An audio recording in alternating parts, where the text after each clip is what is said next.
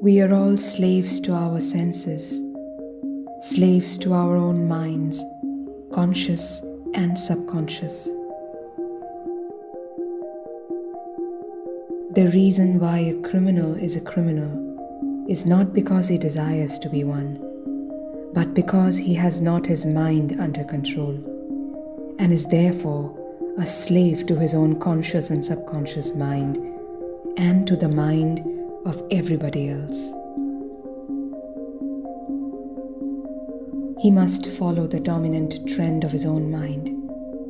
He cannot help it. He is forced onward in spite of himself, in spite of his own better promptings, his own better nature. He is forced to obey the dominant mandate of his own mind. Poor man, he cannot help himself. We see this in our own lives constantly. We are constantly doing things against the better side of our nature, and afterwards, we upbraid ourselves for so doing and wonder what we could have been thinking of, how we could do such a thing.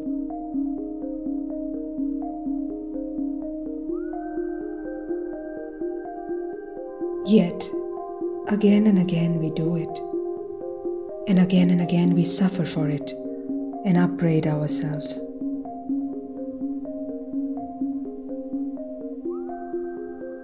At the time, perhaps, we think we desire to do it, but we only desire it because we are forced to desire it. We are forced onward. We are helpless.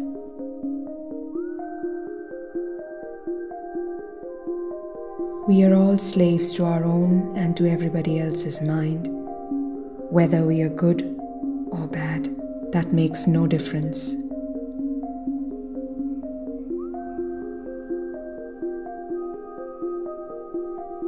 We are led here and there because we cannot help ourselves. We say we think we do, etc. It is not so. We think because we have to think. We act because we have to. We are slaves to ourselves and to others. Deep down in our subconscious mind are stored up all the thoughts and acts of the past, not only of this life, but of all other lives we have lived.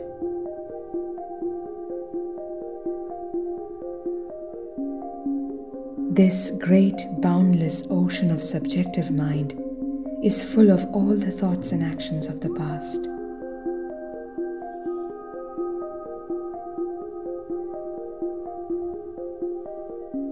Each one of these is striving to be recognized, pushing outward for expression, surging wave after wave out upon the objective mind, the conscious mind.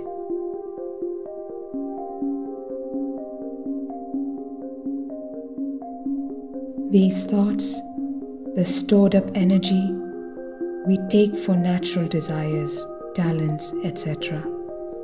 It is because we do not realize their true origin. We obey them blindly, unquestioningly, and slavery, the most helpless kind of slavery, is the result, and we call ourselves free. Free, we who cannot for a moment govern our own minds, nay, cannot hold our minds on a subject, focus it on a point to the exclusion of everything else for a moment. Yet we call ourselves free.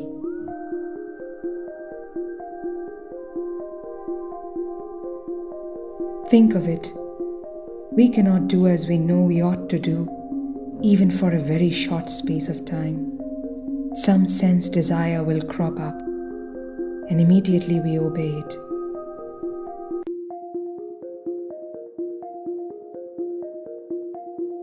Our conscience smites us for such weakness, but again and again we do it. We are always doing it.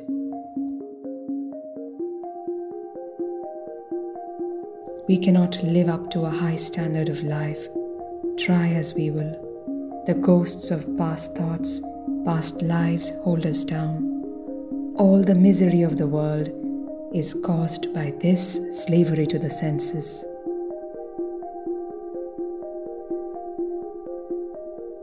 Our inability to rise above the sense life, the striving for physical pleasures, is the cause of all the horrors and miseries in the world.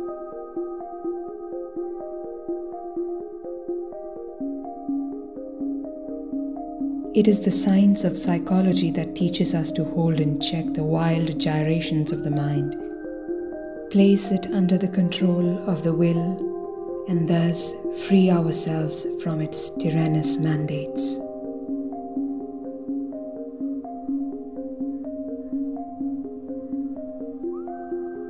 Psychology is therefore the science of sciences, without which all sciences and all other knowledge are worthless.